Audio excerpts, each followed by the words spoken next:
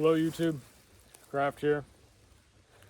This video is going to be a demonstration on the construction of a hasty fighting position, otherwise known as a ranger grave, shell scrape, skirmisher trench, an expediently dug down position for use in the defense.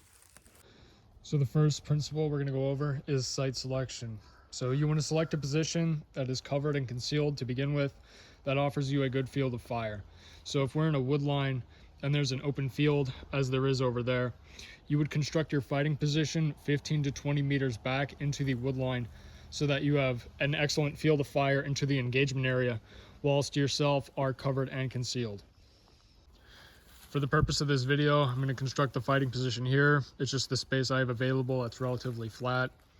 This area, once you get about 10 meters that way, there's a pretty big drop off and it's pretty steep past that point.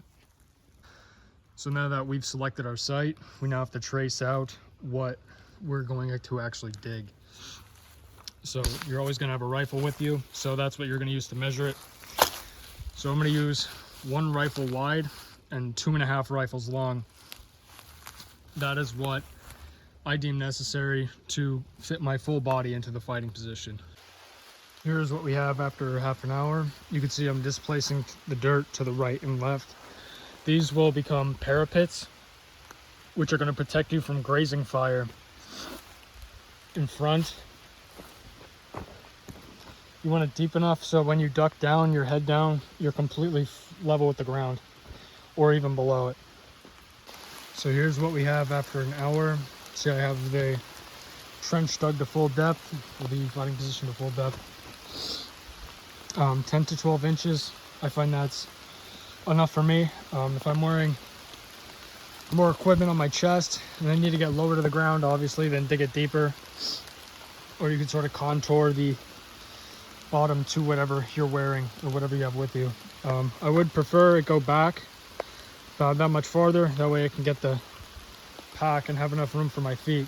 So, and if you want to augment this to it house 2 people, what you would do is you would have a offshoot like this.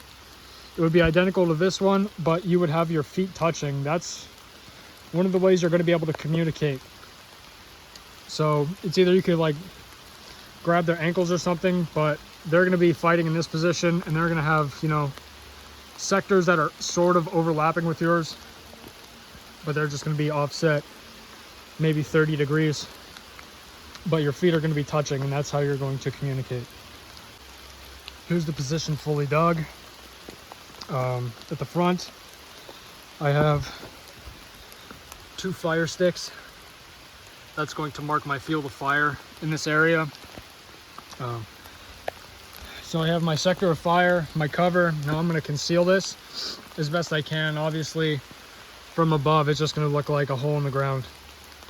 But you could add overhead. Eventually, what you're going to do is you're going to continuously improve this position. So if you look around, see how the ground has like leaves and little sprouts of growth. So I'm going to map these to mimic that ground there. And when I do this, I'm going to take material from the rear of my position, not ahead of me. So I'm going to bring all of this forward and lay it on my position. When you're collecting your cover for your camouflage, what you want to do is you just want to sort of kitten paw all the stuff on top. Like, you don't want to grab like handfuls of dirt. You just want to kitten paw all the leaves and the twigs, everything that's on top of the actual ground itself. You just sort of want to, you know, put it into a big ball.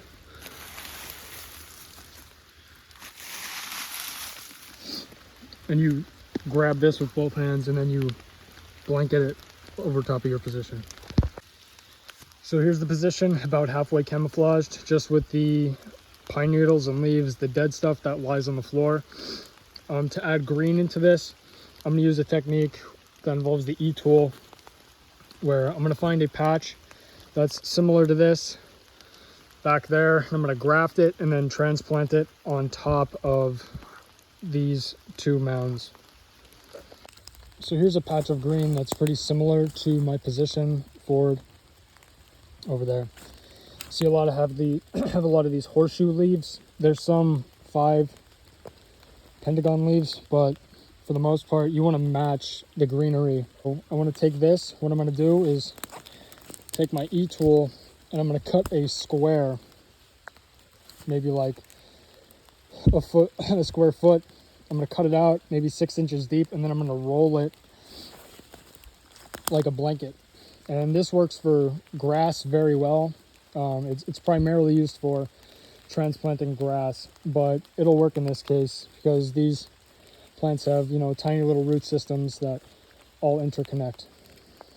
Eventually you'll have something like this where it doesn't look that great from the front right now. I'm just starting on the overhead cover and the foreground cover, but from the side, I mean, it's a big mess, but it's just for an example of how you have to tie vegetation into the position. So now you still have to camouflage that big dark spot in the middle, but it's starting to take shape. Now if I go a long way back,